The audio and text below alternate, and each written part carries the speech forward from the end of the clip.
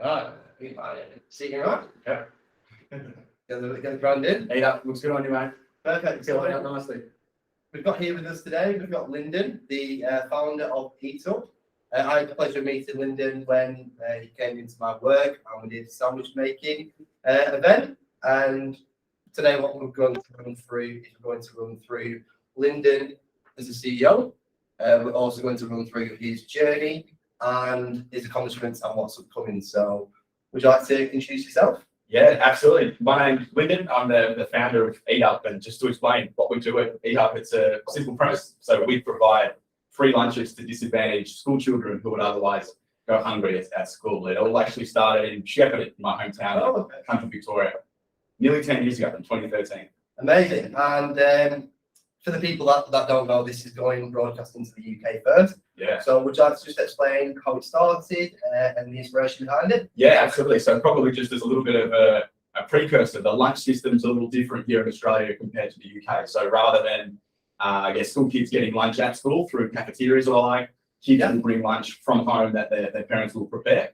And largely that works really, really well. But unfortunately, there are some kids in a tough position where if their family's under really difficult circumstances, they're arriving at school without food from home and come lunchtime are missing out. And I really had no idea at all that was the case until I read a local newspaper story in Shepparton. So Shepparton, it's a country town, sort of medium-sized country town, I suppose, in Victoria, the state of Melbourne, and the same state, Victoria, as Melbourne's in for the UK listeners.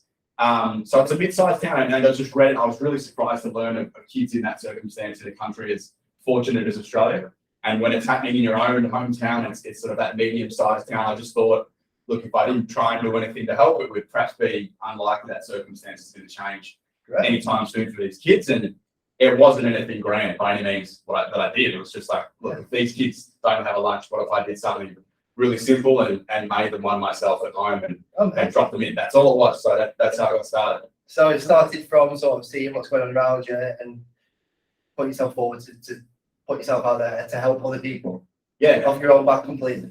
Yeah, and again, like it was just literally making some sandwiches in the kitchen at home. But I suppose I always had this aspiration to try and help, to try and contribute. I was really lucky growing up to not have that be my circumstances. And Shepparton itself, it does have people who are doing really well, but also people who are doing it quite tough. And it's just purely sort of like which of those sort of circumstances you're born into or grow up. And I always wanted to try and help if I could. And being a sort of young man at the time of when EatUp began, I never had any sort of real expertise or financial resources that I could contribute, say, in the traditional ways of donating, you might think, or offering a skill set. But in this instance, something as simple as making a sandwich, that's something I could do. And it was literally just taking what I could from my mum's cupboards at the time, buying a few extra loaves of bread and cooking up 100 sandwiches for both of those two schools. That's how it got started. Amazing. So what Lyndon just spoke through there is something which we did at our workplace, a very well-known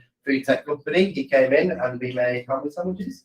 I think it was 1,200 or so. It was 1,000 plus. We smashed through the four-figure mark in 60 minutes, mind you. So 60 very minutes. swift. Yeah, it wasn't any 60 minutes making over, it was a 60 minutes sandwich making. So that's sort of what EatUp do, and that's how Lyndon started it. So more about the company then. When did you decide you'd set up the company, and where did you see it going from there?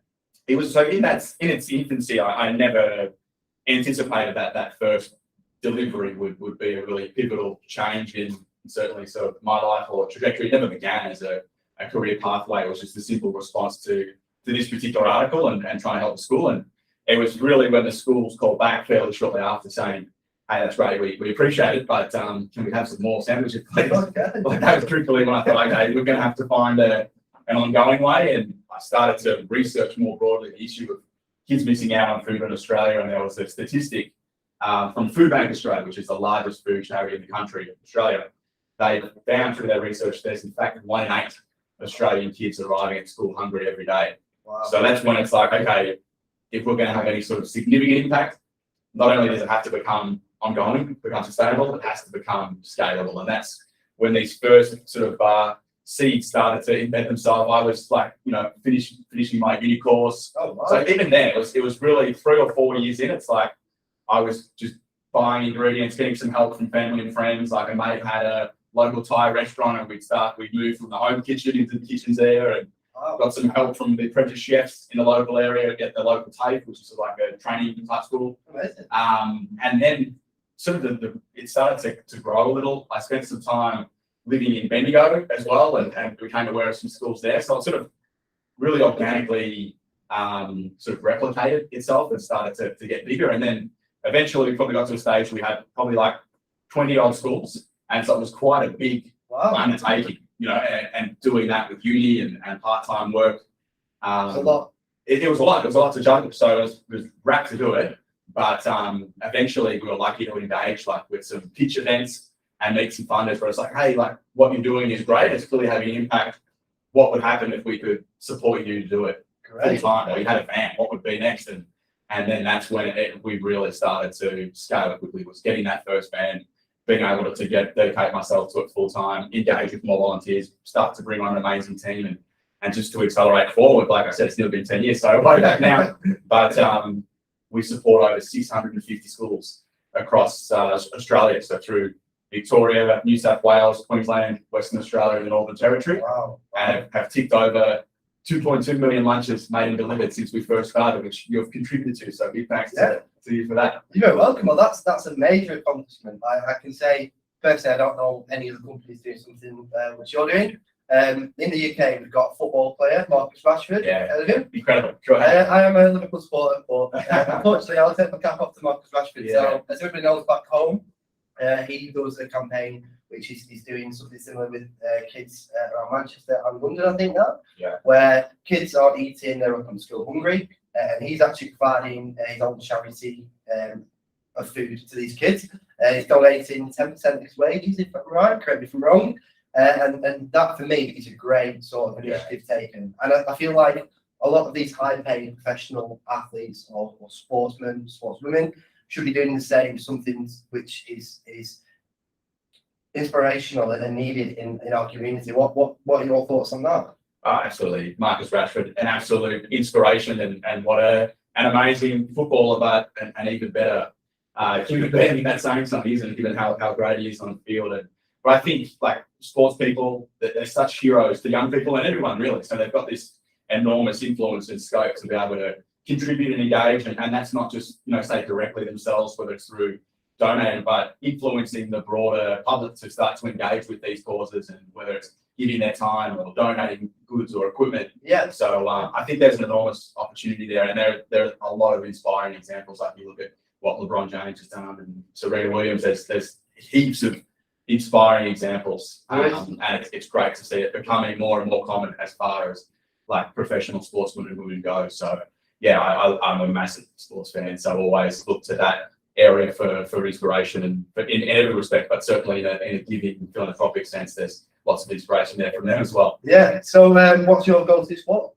I grew up playing a lot of soccer, I guess we say here in Australia. Or football for those listening abroad, but like AFL, which Aussie rules. You know, I have Formula One, like whatever's on UFC. I like big sports fan. It's like Australia's free sports man, as you probably gotten a hold of pretty quickly. So yeah, I love sport, and even like we touched on there, I think sport has enormous capacity to engage from this sort of social. It's a global language. It's platform. Yeah, it really is. So like in terms of EatUp or causes looking to sort of change things for the better, I think there's such exciting opportunities to engage with sporting clubs and teams and athletes to improve things. Brilliant. And do you see anything on the horizon of maybe working with any sports teams, any sports brands, just to get them on board, as they've got the platform to, you know, reach more people than what the normal person has? Certainly, they sure do, and to scale and impact. So we've had the good fortune to work with professional sporting clubs and codes already. So we've worked with the Brisbane Broncos, which is a rugby league team in Brisbane, which was amazing. We've had events with North Melbourne AFL club here in Melbourne. We've worked with the UFC when they've been touring through Australia, which has been amazing. We've had a couple of events with them. Wow. So it's a great way, firstly, to make a lot of sandwiches, just as we did together here. But also, you can imagine commencing in a new area, and they've got such broad reach through their social channels for other businesses, the general public, to see, like, hey, I would love to do that. It's a very accessible volunteering opportunity, which is hands-on volunteer sandwich making. So it's really influential from that perspective as well. So we love to engage more and more. And whether it's touring musicians, like the events we do, we host them on site with the group who are taking part. So it's very flexible to be able to work with different sort of people. So we look forward to hopefully a few more events like that coming up in the future. Amazing. So if you're watching this, guys, we will share all Lyndon's socials of himself and the company. And it'd be great to get in touch, maybe drop a few questions, and we'll answer them anytime. So moving forward then, touching back on the UFC, how did you manage to get in touch with the UFC? How did that come around? It was just a bit of a long shot. Like I've always kind of tried to leverage whether it's LinkedIn or other sort of Instagram social network platforms when an event like UFC, when they're coming through town and hey, they might want to engage with the local community and host an event. So just really reaching out, saying, hey, I'm a big fan, we're doing this work locally to impact kids in a tough spot. It would be amazing to have the opportunity to work together. It's a fast activity, 60 minutes, it's fun. And they were so lovely to be able to work together with. So initially it was for UFC, I think it was 193, it was the Ronda Rousey Holly Holm at Marvel Stadium. So we worked with them then, and we also worked with them at what was at that stage, I think it was the Whittaker Adesanya card as well. So we worked on that card. So that was another really exciting one. So they've been amazing. I mentioned to you briefly earlier, I was also able to visit the UFC headquarters in Las Vegas, sort of learning and growing over there. So it's been awesome. And they do a heap of really special work in the community whenever they travel around, which they do, of course. So they've been a great organisation to be able to engage with and sort of spread the influence that they have as a sporting club. Amazing. And for me, seeing that, it's great to know you've got these huge brands, well, the UFC especially, on board with you guys. And that just kind of puts it into perspective for the people that this is a very serious competitive sport. There's a lot of money involved. And it's also, for me, one of those ones where it's a combat sport. So it's not sort of the mainstream football, rugby, and people do get hurt in there. Now, the persona around the sport is for adults only. But for me, I feel like there's an age group around there it can target a bit more. And we are seeing with the gameplay, especially myself, I play a lot of UFC in the gameplay. And I just feel like it's a great initiative that they brought that forward because, that's helping the kids really. So what are your thoughts around that? Yeah, I think you're right. UFC is certainly not to everyone's taste, and you've got to sort of respect that naturally. But there's a lot of lessons through watching the athletes compete and to be able to engage with them and see how much they dedicate themselves to their craft, the influence they set in the community, the discipline that martial arts brings from a very young age. So I think to look to it for the lessons in that respect is so much anyone can really sort of take from it, and certainly just myself as an individual, I certainly haven't competed, but to terrified to step into the octagon. But I tried. I'm more of a boxer myself. I've done a few fights. I've got one coming up on September 22nd live stream. I wanted to break, but mainly I got into it because a lot of the people where I'm from back home, professional boxers. So I've done a few university charity matches in Newcastle, won them all. Nice. And I'm really big into sort of the combat sports because I feel like it takes a lot of discipline, like you say, a lot of training and dedication. So that's just sort of what I do in my spare time. And knowing that the UFC you've been helped and you've traveled to Las Vegas with, and that for me is amazing. And hopefully something which we could do maybe sometime down the line. Mate, I'm sure you could. You could speak on that even better than I, given your history in the combat world. And I'm like, mate, like I've certainly no one they would see their email arrive and be like, who's this guy? So they were very open to engaging with causes and people and spreading the nature of their work. So I'm very confident you would be able to engage and have some great chats. Amazing. That's great. So what is a day-to-day in the life of Lyndon then? And what's the day-to-day look like for you? Yeah, even more broadly in terms of what we do, it's the combination of the sandwich making events and then delivering directly to the schools. That's really the heart of what happens, is working with volunteers who are giving their time to support these schools. So we deliver, as you know, a very simple cheese sandwich, which we deliver fresh but in bulk to the schools.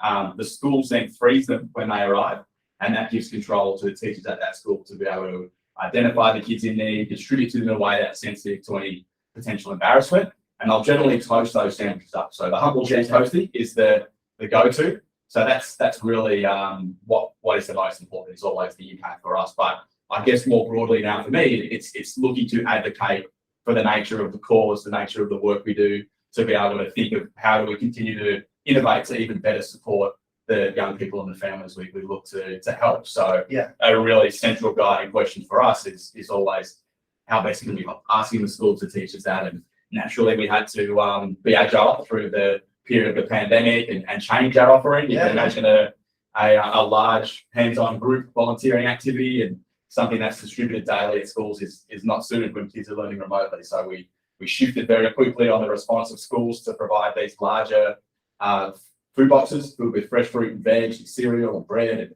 muesli bars and pasta sauce, all sorts of things. Now we're back to our core offering, but we're always thinking, what more can we do? What more can we learn? We've got like this amazing volunteer support, this ability to prepare food and a logistic capacity to deliver it. So there's always scope to be able to redirect that, but at the same time, we've always felt one of the real strengths of EatUp and what we do is the fact that it's very, very specific and very simple to grasp and understand. And we support hungry kids who would otherwise miss out at school. So we can still work within that general guideline. Yeah, well, I wouldn't say it's simple. I'd say it's inspirational, especially for the people listening right here. For me, for myself, it's inspirational as we'll touch back on the pandemic. So Lyndon was just speaking about putting these boxes together for the children and the families. When I was sort of mid-pandemic and I was studying at university in Newcastle, I had, I'd say a friend. So in our local club bar, we would go down there, I think the boys quiz night. There was always a chap in the toilets, lucky man. So he would work in the toilets after his day job, 5 till 4 a.m. in the toilets all night, handing out aftershaves and sweets, for £1 or £2. So that's $1 or $2 in Australia. And when the pandemic hit, he had no work, he couldn't work at all. And I messaged him to check up because he used to show me that his wife is very proud of his family. And I reached out to him, I said, is everything okay? Pandemic, I know he was working in the toilets at our local. No, sorry, I'm not doing T grade. I've got no income coming in. Now, the government wasn't helping him because they were only paying out full-time workers their 80% of the wage. So I took it on myself to get as much cash as I could. And I ordered, got a friend in Newcastle who was driving at the time because no one was allowed out of the houses to get some food together. We got veg, we got pastas, we got sauces, a bit of protein, a bit of chicken, and my friend handed them into his house. And honestly, when I say I've never seen anybody as grateful in my life, it was amazing to see. And for me, that was just on a tiny scale. And I can see what you're doing is that, but in a huge sort of more reachable way. So for me, that was very rewarding, and it's probably one of the best things I've ever done to make myself feel better. Yeah. And like I say, I speak with him all the time. EJ Dewando, he's from Nigeria. He's a great guy, and for me, it's just that giving back is the most rewarding thing which I've done personally, and I feel like I've got a lot of sort of motivation from doing that, and that's another reason why I wanted to bring it on today, just because I can relate with what you're doing, and I think it's a great initiative. That's such an amazing story, and what an act of kindness. Like, it's those ripples I think people doing and hearing about. Like, I'm sure people are going to listen and sort of be blown away and inspired by that story and do something sort of similar in their own capacity where they might know someone who's in a tricky spot and help, and it really multiplies. So mate, that's well done. That's awesome. Yeah, thank you. And a lot of the people listening now, you'll know the lucky man from the Holy Hobo in Newcastle. You'll know who he is. I'm sure you've got some Gucci aftershave off him, and I'm sure you'll see him again. But he'll be wearing one of our hoodies because he's now one of our sort of main guys we're going to bring onto the podcast in the next episode. Just to talk through his life and moving from Nigeria to the UK. Yeah. His accomplishments, his struggles. He's very proud of his family. He just graduated Newcastle University, his master's degree.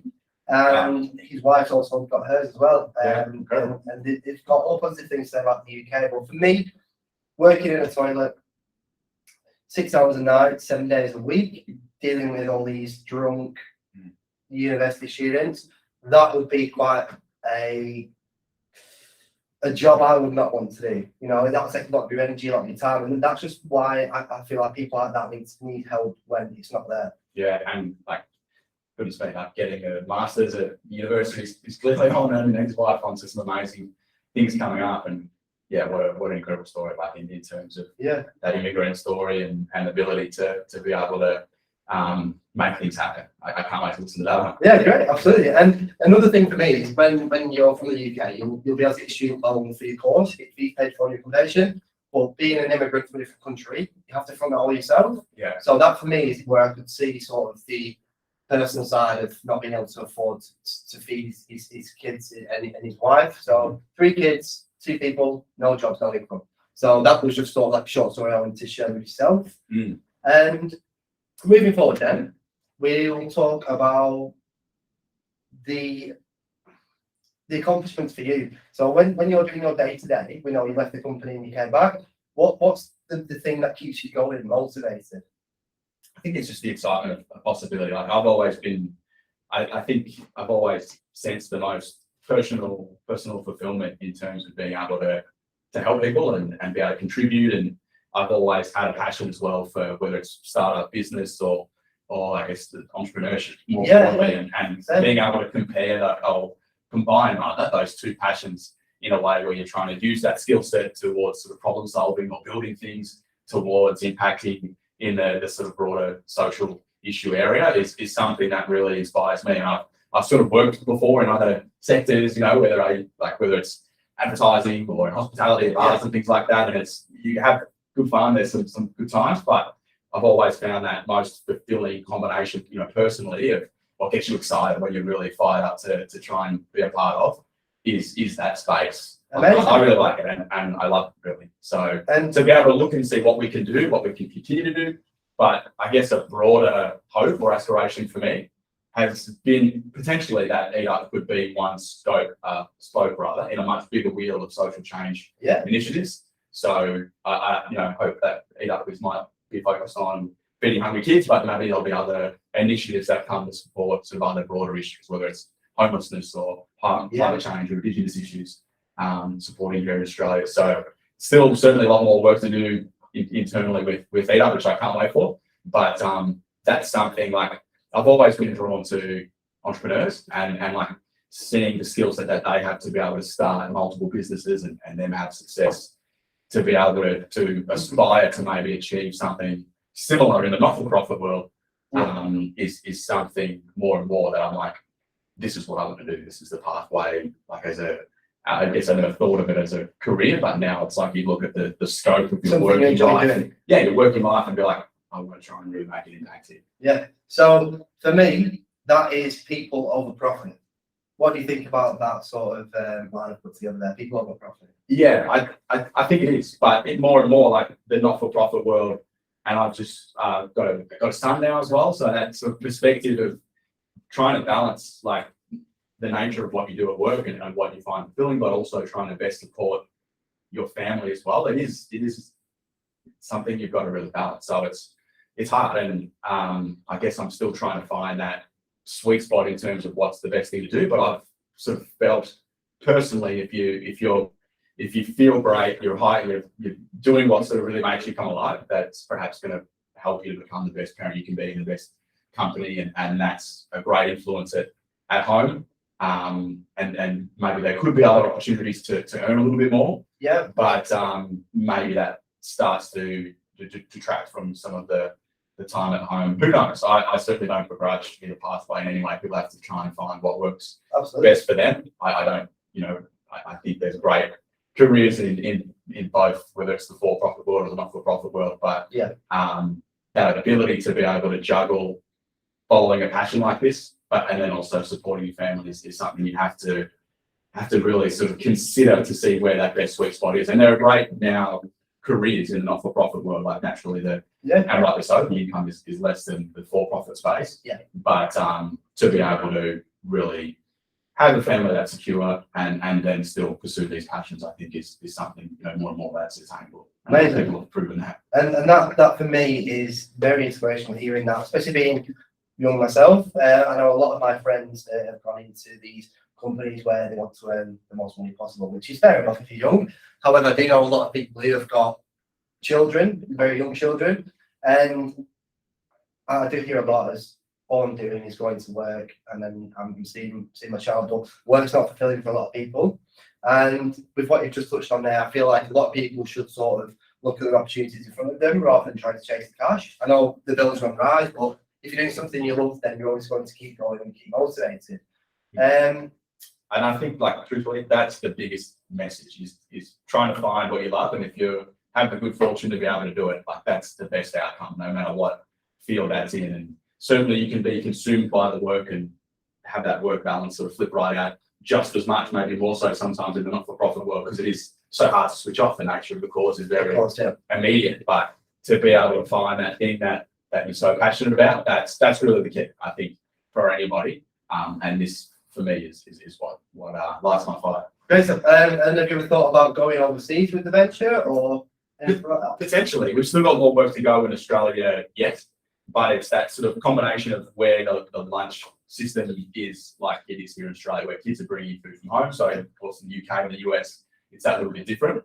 But I guess from a broader context of wanting to impact in a positive sort of social way of maybe trying to learn and develop and see causes where you can contribute, or amazing organisations overseas where you can learn from them or contribute to their work. That's certainly something I see and aspire to be able to contribute to in time would be amazing. Right. So, Marcus Bashford, if you're watching this, you know how to get in touch. So, how can people find you? So we've got through our social platforms is the best way. So whether it's EatUp Australia on Instagram, EatUp Australia on LinkedIn, EatUp AUS on Facebook. Our website, of course, probably the best one. So eatup.org.au. Check out what we're up to. If you're able to support, that would be amazing. If you just want to come and have a look, that's awesome too. We love people to connect and engage with us, and certainly really grateful for the opportunity to have more of a chat, mate, and share more about the work we're doing. And of course, from your help with the team downstairs here, whipping up all those sandwiches for us. Yeah, you're very welcome. Like I say, for me, I want to get more people speaking. I want to get more people engaging. And I feel like Lyndon is certainly that person who I would look up to, and someone who I would look up to for inspiration. I want to share with people. So this is what we'll be doing from the future on Chattin Podcast. We'll be getting people on like Lyndon. Maybe not as great, but we'll certainly be getting them on. Even better, mate. You told me maybe a Tyson Fury episode coming up. Who knows? So maybe. Not well covered, I think. Who knows? However, yeah, people, you know, we've got lined up. We've got boxers, we've got footballers, we've got the singers, we've got the rappers. We've got a lot of people coming on, but for me today, this is the first Australian host, and thank you very much for coming on, mate. It's been great.